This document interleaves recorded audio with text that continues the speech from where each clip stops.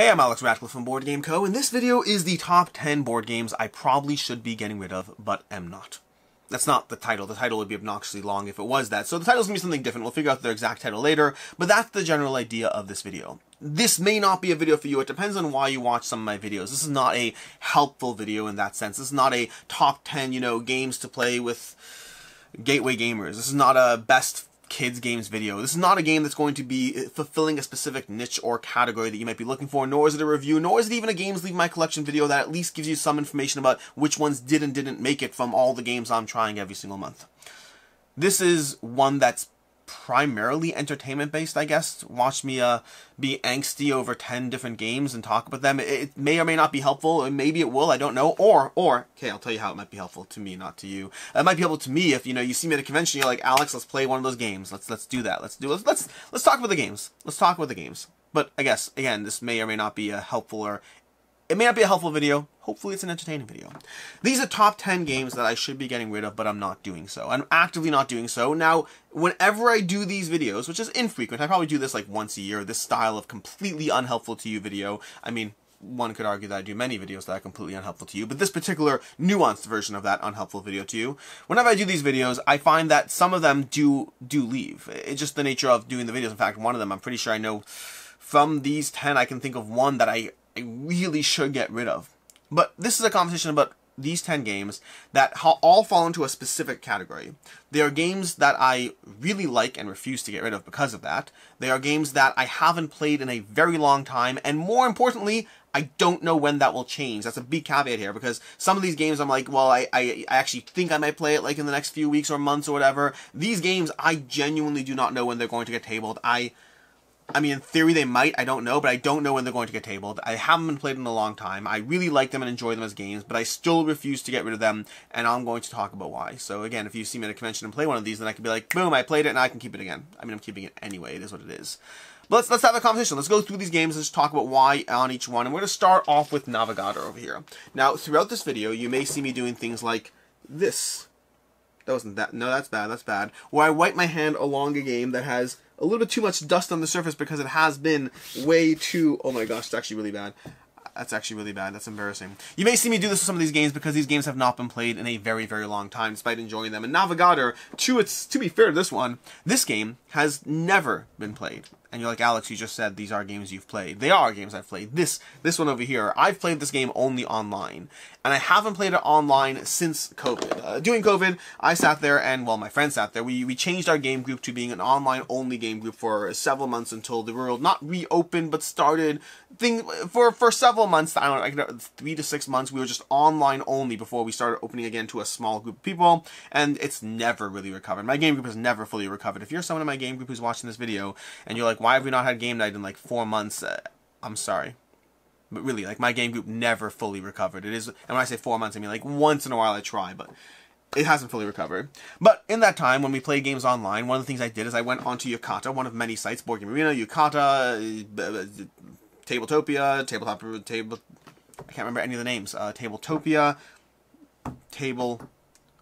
what's the main site? I can't remember. Either way, various online sites that you can play board games. One of them is Yucata. Yucata has Navegador, and Navegador has a game that's called, well, Navegador is designed by Matt Gertz, who is the same designer as Concordia, a game I really enjoy. And so I wanted to try, and Antique Duellum, another game I really enjoy, and so I wanted to play through Navegador over here. I wanted to try and give it a shot, and so I tried it out with my game group, and we really enjoyed it, and I was like, I'm going to hunt down a physical copy for when we eventually sit down and play games together. We have since sat down and played games together, but I haven't played this. I have not played this game since, and I don't know when. Now, I am somebody, by the way, who, if I were actively playing this online, even if I were never playing this physical copy, I'd be comfortable owning this game, because I like owning things that I love, and even if I'm not playing this game, I'm fine just owning it if I'm playing it. But I haven't played this game since the height of COVID, and I have not played it online or in person, and I really enjoyed this game. I thought it was very, very clever, very well done, and I think it's an amazing experience that I'm not ready to let go. And I don't know when I'll be ready to let go, and I think I have an instinctual feeling that if I do play it, it probably will be online, but I'll still count that. That's still good enough to justify owning it, versus right now I'm just going to own it without justifying owning it. Navegador is excellent. I really enjoyed it. I just don't know when it's going to get tabled. It has a rondel system, which is very common for Matt Gertz designs. Ironically, his most popular game, Concordia, does not actually have a rondel system. It has more of a hand management system. But in Navegador, you're going to be moving your ships along these oceans over here-ish. You're going to be moving the ships along these oceans as you try to manage the rondel. You're going to be placing various locations or getting various areas, and honestly, I don't remember half the stuff. You're building things. You're moving your ship, trying to get to the end zone first. There's like a stock market situation where like people buy and sell, or maybe just sell. I can't remember, produce and sell. I don't remember all the high level. Again, the nature of these games means some of these games I know how to play better than others. What I remember is liking it. So much so that I'm not willing to even consider getting rid of it. At least not yet. Will that change one day? I don't know. We'll see. Maybe. The next one falls into a very similar category. This, I cannot. This is like, it's literally... I wonder if you can see that. Let me just try to do this over here. I wonder if you can kind of see. No, the light catch it. Will the light get the glare of... Because there's like a noticeable... You can't see it, never mind. I'm trying to like show you the dust situation here. I can see my finger scraping across that. This has been a while since I played this game. This is Steam from Martin Wallace. I think Martin Wallace is tremendous. One of my favorite games from him would be Anno 1800, Braska, Birmingham, or Lancashire. Which one do I have? I have Birmingham. Other games that I'm not remembering. But he has a lot of games and I like a lot of his games. But I haven't kept all of his games. I don't keep all games from all designers even if I like them. Again, I play a lot of games and I can only keep some of them. But Steam is one of those that I really, really liked Steam. Steam has also has... Railways of the World, and it also has Age of Steam, that all have very similar mechanisms to the game, and for me, Steam is my favorite of them. It has the best parts of Age of Steam without the punishing aspects. I want this game to get remade and deluxified the same way Age of Steam was, and I like Steam better. I also don't play it. I haven't played this game in so long that I'm pretty sure it's not even in my logged plays. I started logging plays, I want to say 2017 if I'm not mistaken, which means this game has been in my collection for 6 years unplayed. But when I played it a bunch and I loved it and I thought it was fantastic. I remember watching a Tom Vassell comparison of Railways of the World, Age of Steam, and Steam. If you haven't watched that video, by the way, it's actually fairly entertaining. I think it's really entertaining. I think it's a great video. But that aside, Steam over here, and I was watching that video to try to determine which game was right for me. At the time I chose Steam, I later had chances to play the other games, and I was like, nope, Steam is the best one for me. I'm glad I chose that one.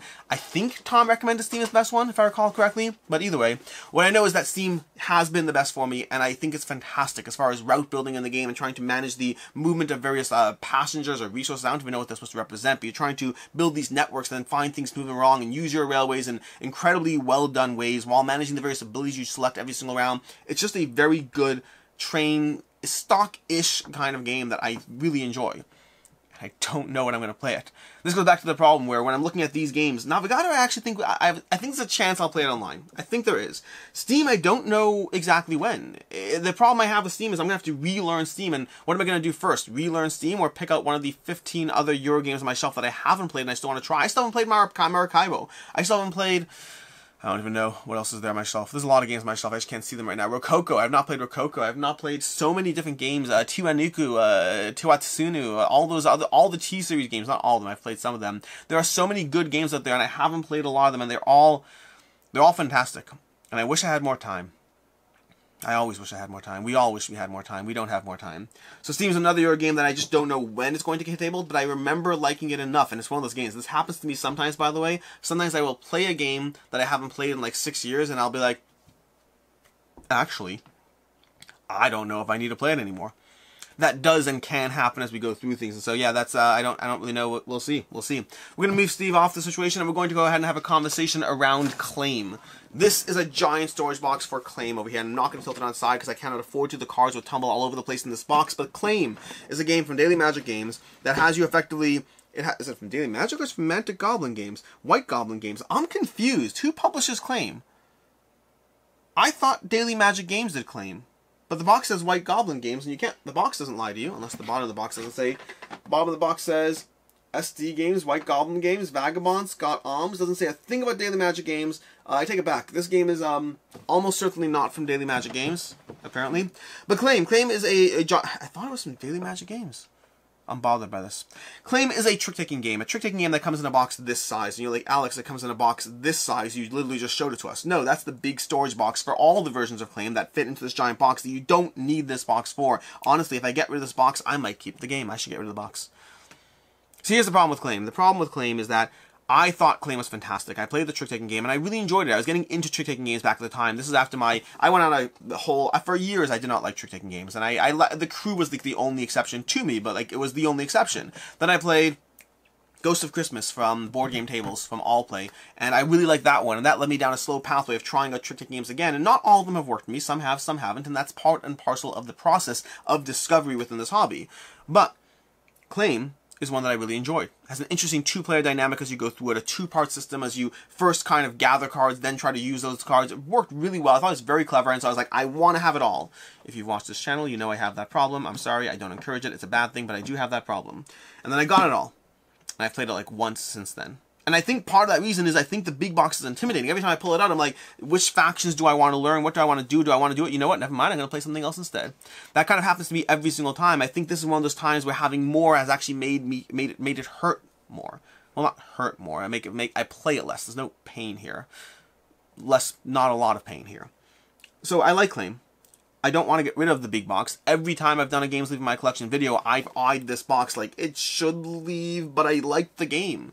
I really need to get a better storage system for it. A smaller box, something that is not nearly as obnoxious, and then also just like get the original core cards out, and even just remember how to play the stupid game so I can really like put it back into my gaming lexicon. It's a great experience. I really enjoyed it. I'm not ready to let go. I also recognize I don't know if or when it gets played. Sorry about that. That was weird. I did not think that was going to happen. Anyways, moving on to the next one, we have one that is an interesting situation, which is Pandemic Legacy Season 0. I need to figure out what I'm doing with this game.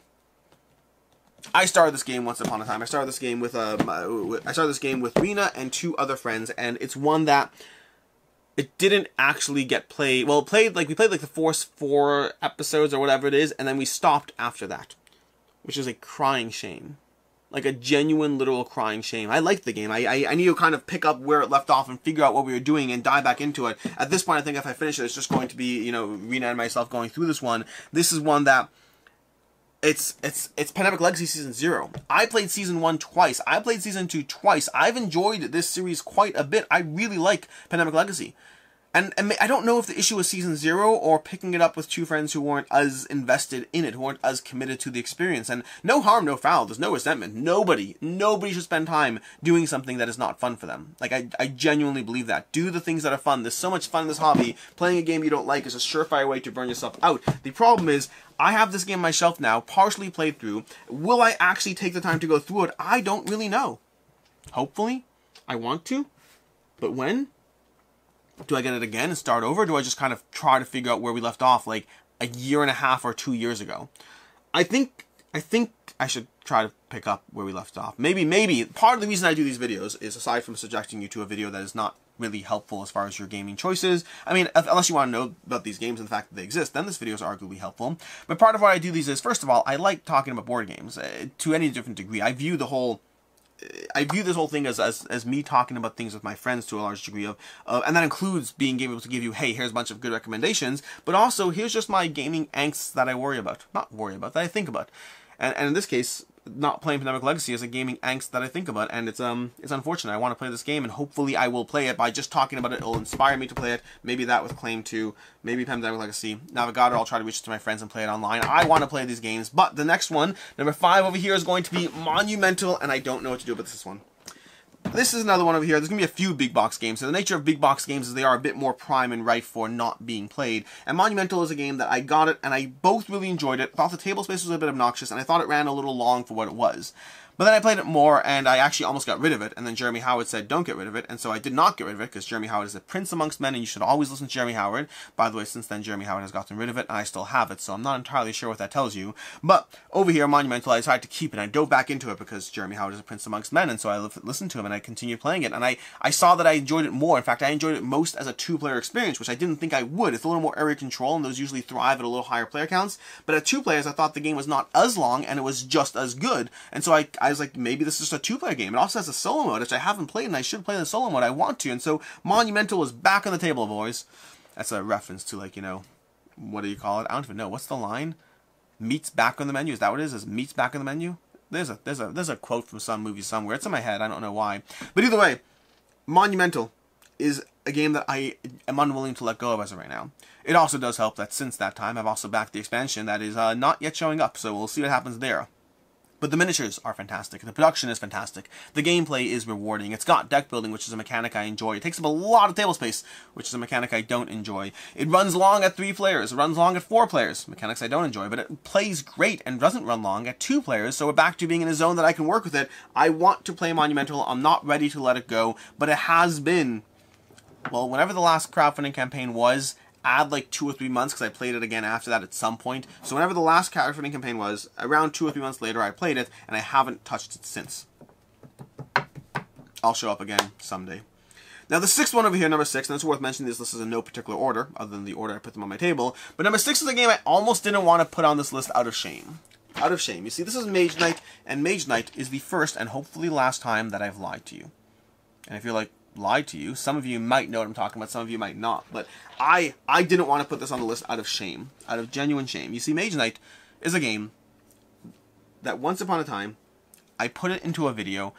I don't remember exactly what the title of the video was. If I remember, I'll try to find it and link it down below, but it was a list along the lines of this one, but it was more of a commitment to myself of here are games I haven't played, and here's my commitment that I'm either playing them or they're leaving. And in that case, some of them were games that I never played before. They weren't games that I already knew I loved. Some of them were, some weren't. In the case of Mage Knight, I was like, that's it. I love this game. Mage Knight's amazing. It's incredible, but I don't play it enough. Every single time I dive in for a single session, and then I just don't play it. And again, and I have to relearn the entire rules and dive back in, because I never lock my memory in. And so I went through the whole video, and it's like 10 different games, and all the games I was like, if I play you, you stay, and if I don't play you, you go. And I did that for the entire video, and Mage Knight was the last one. Mage Knight was like, I need 3 plays of Mage Knight in the next year, or it's gone. And I committed to that. And I wanted, like, the whole point of this video is that public degree of shame of when if I commit to that, I will play the games. And it worked. For the most part, the video worked. There were a bunch of games that I tabled over the next several months, and there were other games that I simply got rid of. I gave myself timelines, and I stuck to them, because I am an honest and person with integrity, and I kept Mage Knight. I played it once. Not 3 times. I played it once in that next year. But I couldn't bring myself to get rid of it. So there's a bit of shame there. The entire point of what I said was to, like, again, hold myself to some standard that would matter, and it didn't. Now, I do ask for your grace that this be the worst kind of lie I give you, but I still feel bad. There's still shame. But I can't get rid of Mage Knight. It's Mage Knight. I'm having that same problem with a different game right now, but a game I am playing, which is Marvel Champions. We'll kind of take a quick tangent to talk about Marvel Champions here. Maybe I'll timestamp it. Boom, Marvel Champions. So Marvel Champions is a similar issue, except Marvel Champions I do actively play. I just don't play it enough in relation to the amount of new stuff I keep getting. So I get a new pack every single month. I don't actually buy it every single month. I usually wait like 4 months and then buy like 4 packs and call it a day, put in my next order, whatever it is. But in the meantime, I'm playing it once every 4 months and getting 4 new packs in that one play. That's like $40 per play for Marvel United. My Marvel Champions. My mental investment in the system is just terrible. It's absolutely terrible. And the problem is I could stop buying packs. That would be the rational thing to do. But I like the system. And so if I have the system, I want to own it all. But then there's way too much angst in my voice. I'm sorry. This is not. None of these things are real problems here. This is me just talking about my hobby that I enjoy with the nature of, again, like there's that trade-off of I'm a content creator, but I'm also just a gamer. I've always just been a gamer. I've always been obsessed with the hobby, and not being able to play the things I love as much as I want is a first world problem, a very good first world problem, but still a problem. I'm not asking for your sympathy. I am just telling you my first world problems. Moving on, we're going to have another one over here. This is another one I've talked about in a while. This one actually, I think, if I recall correctly, this one dropped out of my top 100 this year. I'm not sure. It may have stuck in. I'd have to actually check. But this one was in my top 100 2 years ago, and it was a game I hadn't played in over a year at the time, and I didn't play it the next year either. It may or may not have stayed in my top 100 this past year. This is Empire's Age of Discovery by Glenn Drover, and I think this game is fantastic. And it's not going. There's not even a question. There's no chance on earth this one is currently leaving. I think it's a fantastic game. It's just a fantastic game that doesn't get tabled, but it's a fantastic game that I try to get tabled. I've offered this at game nights and be like, hey, we can play this game, this game, this game, or this one. And it hasn't gotten picked. So it's not my fault. It's my friend's fault, which means I need new friends, not new games. But in the case of Empire's Age of Discovery, it's a fantastic game of area control, of worker placement, of tableau building as you gather these various buildings, and I really like what it does, and I really like how it does, and I think it's not that complicated. I think it's an accessible game with the expansions baked in. This is the new version of it, and I think it just holds up as a really, really good experience. Also, I'm not playing it, so it's here. Now the next one, number 8 on the list, is one, 8, yeah, we're up to number 8. 8 is one I've talked about, and you've seen it in other videos, and this one I don't know what will happen with it, but it's Feed the Kraken. And I had the opportunity to get rid of it, and I did not do so. Basically, Feed the Kraken over here is a fantastic game. It's a fantastic hit and roll game, but it's one that I think thrives at 6+ players, which is so rare for me nowadays, like so rare. And so I was like, this game is not getting played. I backed it when doing COVID, but I was hoping at that point that eventually one day my game group would be back to normal, and has not gone back to normal, and so here we are talking about this conversation. The downside of all of that is that I have here a game that I think is genuinely fantastic. I think it's an excellent experience, and I really highly recommend it, but it is not getting played. And so, I like it. I think it's really good. Oh, and I had an opportunity to get rid of it. I had an opportunity to get rid of it because I was going to put it in my... We're doing this whole level up retreat situation, the board game convention, and I gave a bunch of my games to that convention, kind of as an excuse to get rid of games that I really like, but I also know I'm not playing. Kind of things that fall in this category, but with less of a sense of love attached to them. And Feed the Kraken almost made that cut, but it ultimately did not make that cut because I couldn't bear to let it go. I'm still going to try to get a copy for the convention, but it's not going to be my copy, which feels so illogical. I don't know what's going to happen there. But either way, that's Feed the Kraken. That's the situation there. I like the game. I recommend the game. I think it's a fantastic game. And we're going to go ahead and move on to the next title, which is going to be Project Elite is my number 9 over here. Project Elite. This is from Command Games, and I have not played this in around 4 years, maybe? I don't remember the exact timeline. I do remember that the last time I played this game was... No, that's not the last time I played this game. I played this game... No, maybe it was. The last time I played this game was, I played it around 4 years ago, I want to say, or no, 3 years ago, around 3 years ago. I played it doing a, my house was flooding. That's what was happening. My house was flooding. I had 6 inches of water in the basement, and I didn't know what to do, and I had done all the necessary steps and called the necessary people, and we were waiting for the things to happen, and I was like, I could bail water or I can play a game. And so my friends were over, and we played a game. I was a little distracted, but I threw myself into the game, because what are you going to do in that situation? And so I played through Project Elite. And I just haven't played it since. Not because it's emotionally connected to any past trauma, definitely not, but because of the fact that it's not a game that gets pulled out in my game group as much. I find that this game resonates with certain people in my game group, but the usual categories of people that this game would resonate with, there's not that much overlap. And I think I'm down to one person in my game group who this game is a good fit for, and the others aren't really going to try this. And the problem is I think this game plays better at 3+ players. I think 2 is not as good. I think it really shines at 3+ players, and that does change the conversation. And so Project Elite is one that I want to play, look forward to playing, but ultimately, I don't know when I'm going to table it next. But I refuse. I refuse to let it go. It's so much fun when you have a good time with it. It's so much fun when you can actually get it tabled. It just takes a lot to get it tabled.